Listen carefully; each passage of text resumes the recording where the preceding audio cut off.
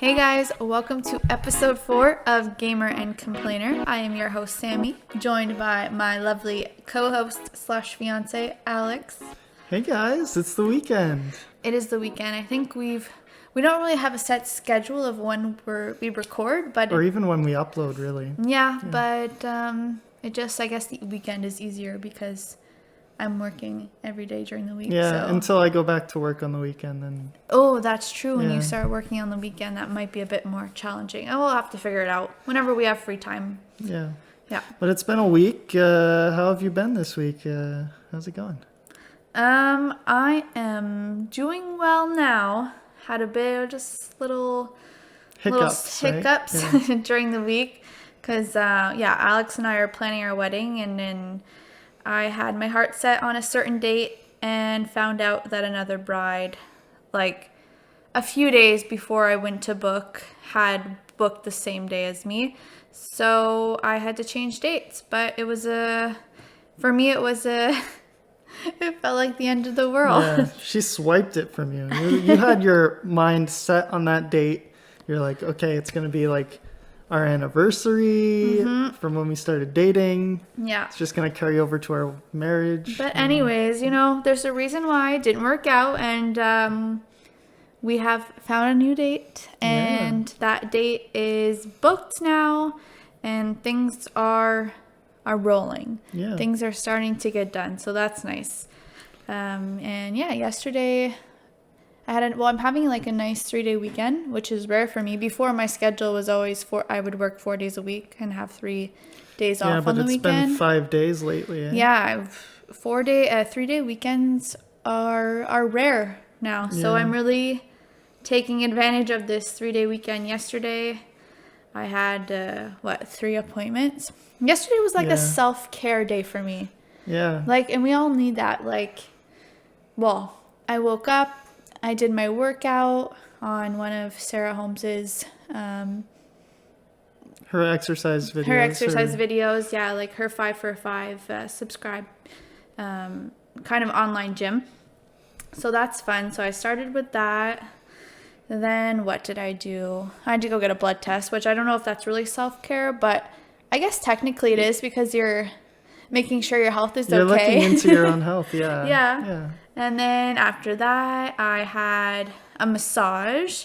So that was good. That's definitely self-care. I find, if you're, the job I do too, my posture is not always the greatest. My ergonomics, not always the greatest. Didn't you go to school for that? You're supposed to know. Yeah, I know. I know. But let's face it, sometimes you are in awkward positions. That was nice. Plus, my massage therapist is also my travel agent for our wedding. Yes, that's very important. Very so important. That was I killed two birds with one stone. There you go. Yeah, that's the saying. Yeah. So so massage and getting the wedding details organized. And then and then in the afternoon I had a nice little therapy session. So that's always good. That's always nice. Yeah, just clear your mind, get a new perspective and stuff. Yeah. Yeah. I'd recommend it to anybody, really. Oh yeah, anybody. Therapy's great. Yeah. That was my day yesterday, and I'm just this morning last week I was talking about how of a bad Oh grocery shopping experience yes. I had. Yes. But this morning, night and day from today, right? Well, I also went at 8:30 in the morning, and I went to Provigo, and I'm happy to report that I had a feeling I was able to find the enchilada sauce and fire roasted tomatoes, which I could not find here in IGA, but I found them in Provigo, and I had a gut feeling that I'd find it in Provigo because I find Provigo has all those obscure things, right? Yeah, President's Choice. Yeah, so I'm so happy I was able to find those 2 ingredients, so now I can finally make a recipe. When you say fire roasted tomatoes, I just think of somebody sitting at a campfire with a tomato on a stick. Yeah. Roasting it over a fire. Well, I think. Is that how? I don't know. I bought it from a can, but I think you make fire roasted tomatoes. So I think it's you take tomatoes and you. In a campfire. No, well, not necessarily a campfire, but I don't know, on a grill or something, and you charm. Like, I don't Yeah, actually know. But anyways, I'm going to try that recipe now. It's like a Mexican rice, like, casserole dish. So I'm excited to try that I'm this excited week. to try that. Hopefully it's good. Yeah. Yeah, so what did you want to talk? Oh, what did you want to talk about today? So, as you know, I like to advocate for people that may be overlooked in the gaming sphere. Typically, minorities that don't get addressed. And today I wanted to talk about color blindness. Right, because you are colorblind. I am, yes. Don't ask me what type of color blindness I am. I have no clue. I do know, okay, I'll rephrase that. I know that I'm red-green colorblind, but beyond that, I have no idea. Okay, like the like scientific words and stuff. Yeah. You don't know. I don't know, because it gets pretty complicated. There are trichromats who have 3 cones, dichromats who have 2 cones, and monochromatic people who have 1 cone. So what do you mean by cones? So cones are the receptors in your eyes that perceive light. Okay, so if you have 3 cones, what does that mean? You see color? Yes, but then it gets complicated further Okay. because there's also anomalous people, but I'm not going to get into that. Okay. So trichromats, they can see pretty much all the colors that are visible to human beings. Dichromats, they may be missing 1 cone that perceives either green, red, or blue light, which results in something similar to my condition, which is red-green color blindness. Mm-hmm. So either I can't perceive red light or I can't perceive green light. And because of that, reds look green, greens look red. Okay. Like those shades of those colors blend together. And of course, monochromatic people, they are what's called total color blindness. And they see like grayscale. They'll see things in different shades of gray. Okay. So then those who are monochromatic, Yeah.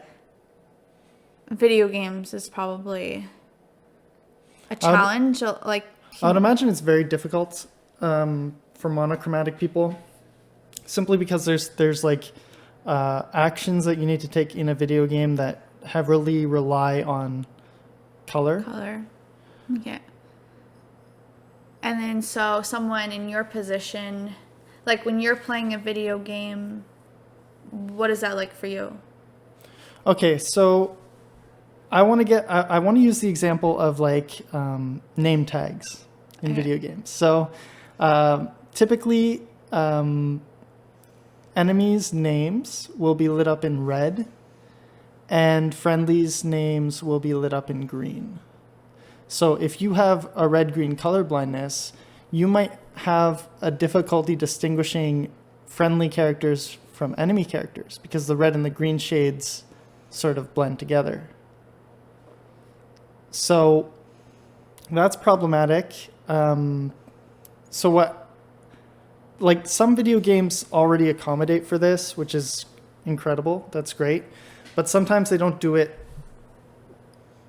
sufficiently, or sometimes they don't do it well enough to make a difference for everyone. So like what do they do? So well, if you In take some like video games. if you take like Call of Duty for example, they'll basically color swap the entire screen. Okay. So what that means is when you're looking at the screen, colors of different objects will be adjusted so that people with color blindness will be able to distinguish those objects. The problem with that is that when you see the real world, you're seeing it through your colorblind eyes, right?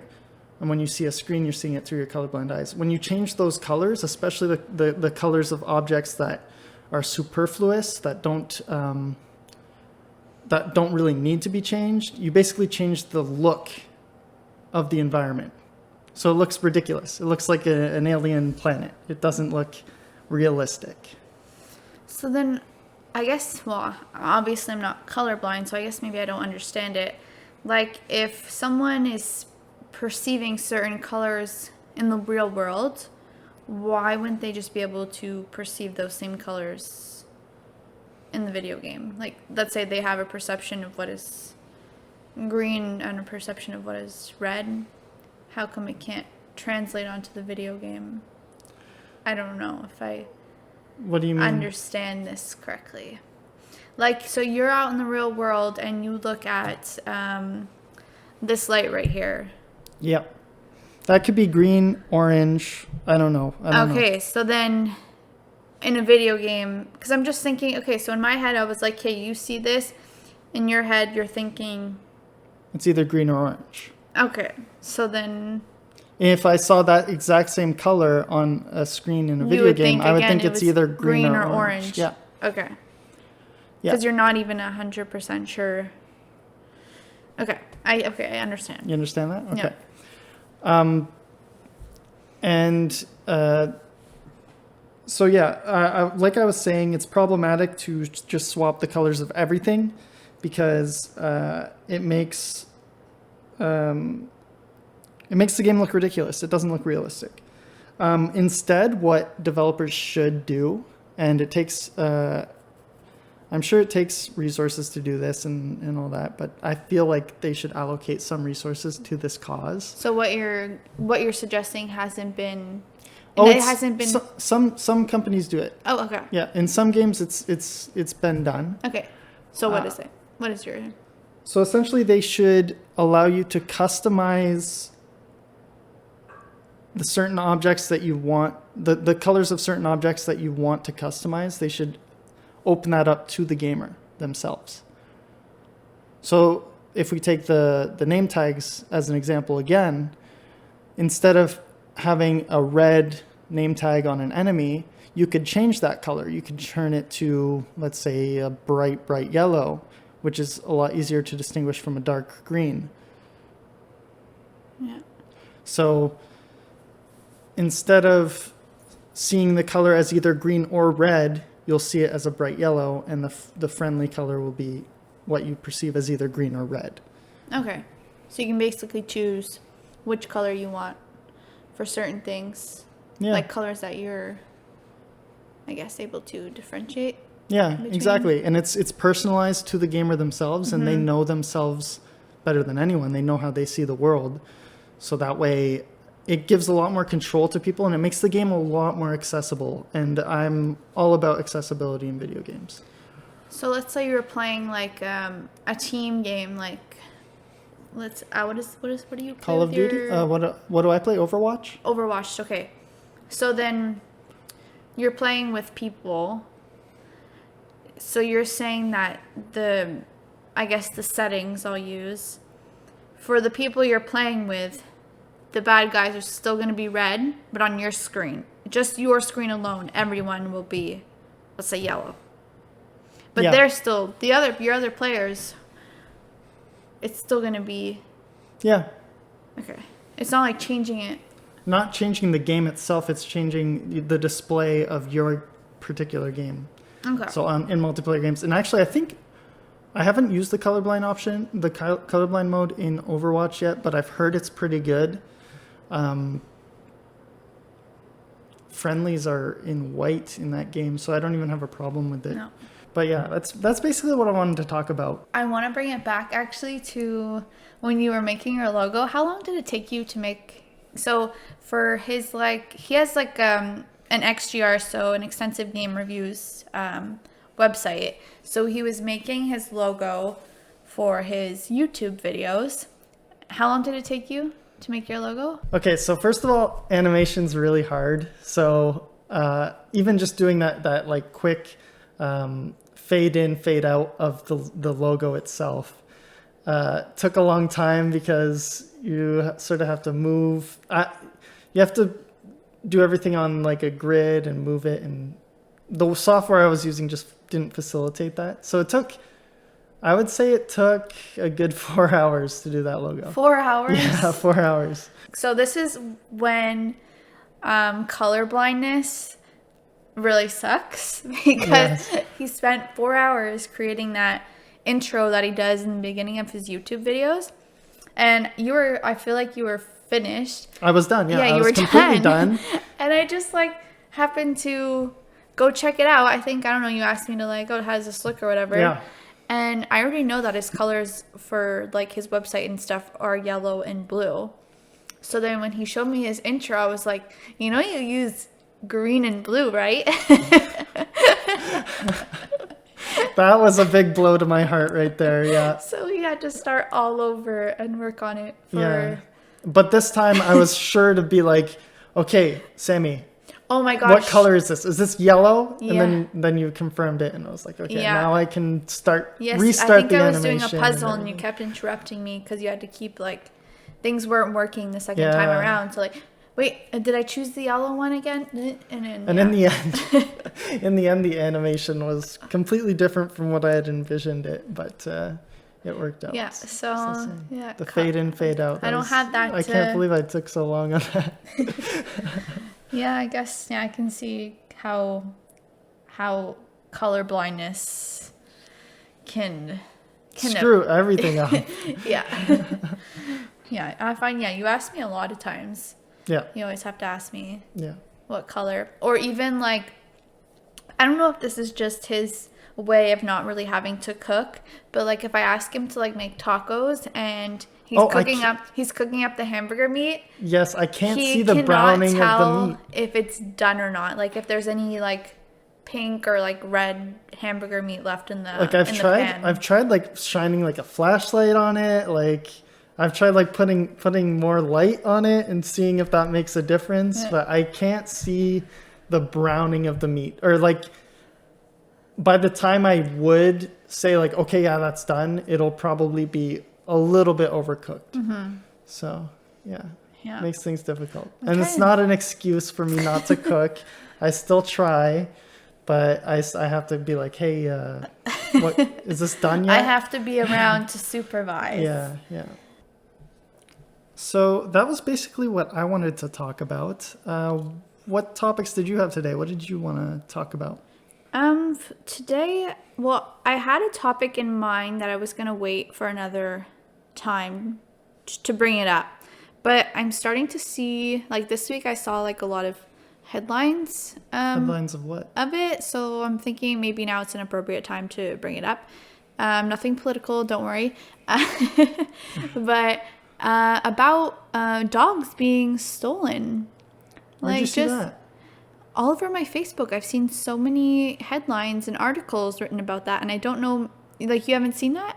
Not on my Facebook, no. Oh, well, maybe it's because I follow, like, all the SPCAs and shelters and stuff like that, Yeah. like, within, like, a 2-hour radius, so maybe that's why I'm seeing those, maybe that's why I'm seeing the articles, Yeah. because it's those pages that are sharing it, but...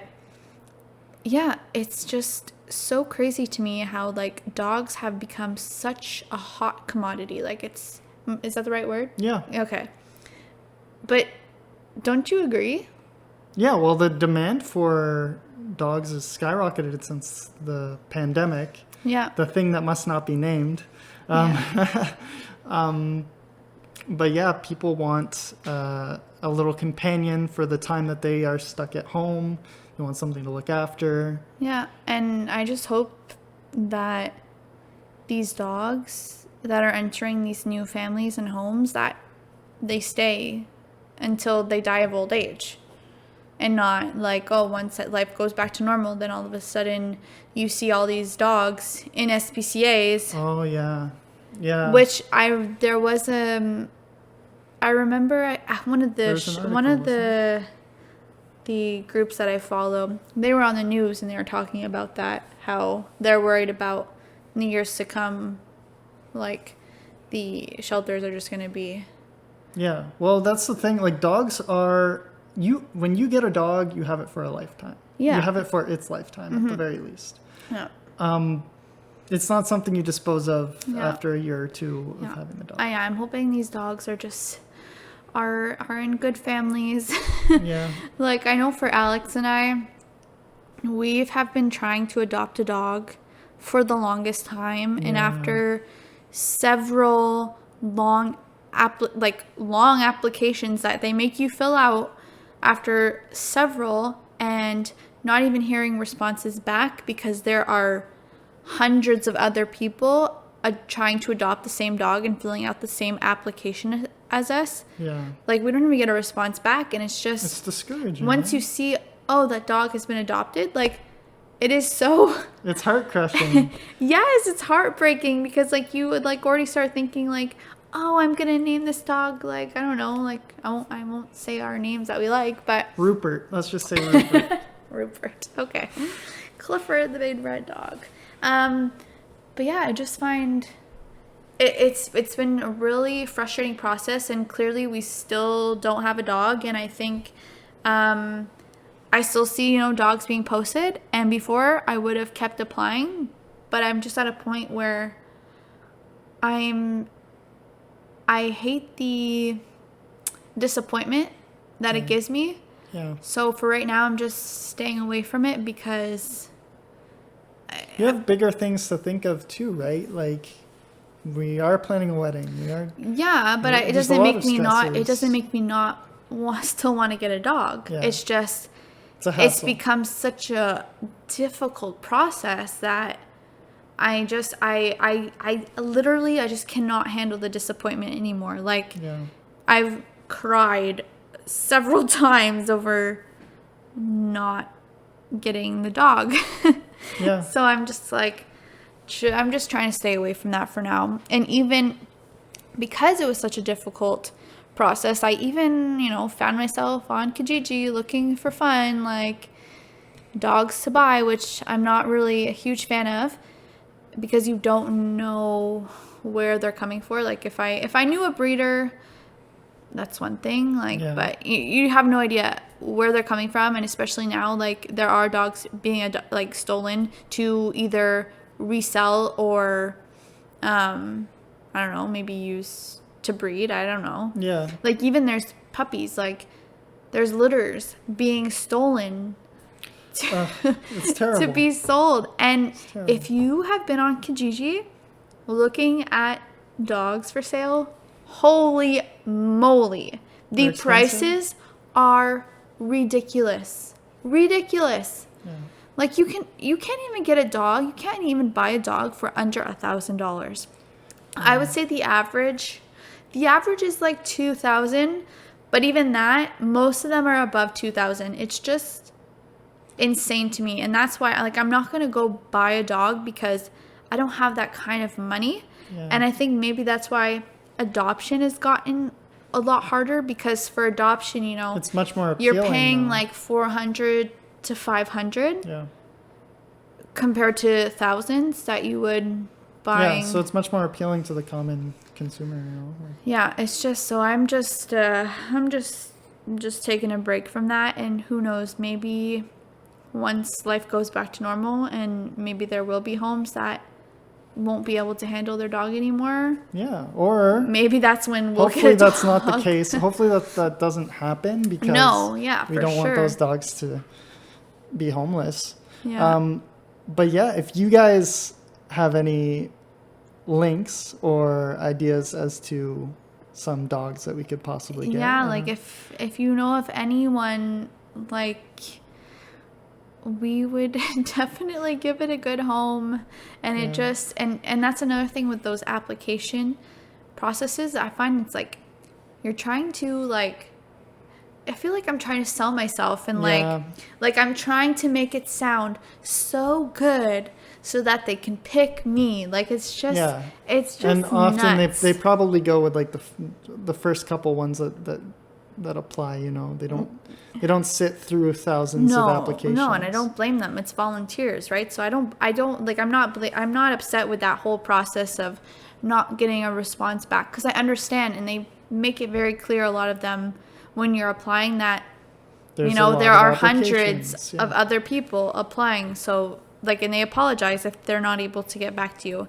It's just really disappointing. Yeah. So yeah, I just take a step back. But now it's just crazy to me that dogs, like, people are stealing dogs. It's a supply and demand thing. Like, that's so crazy.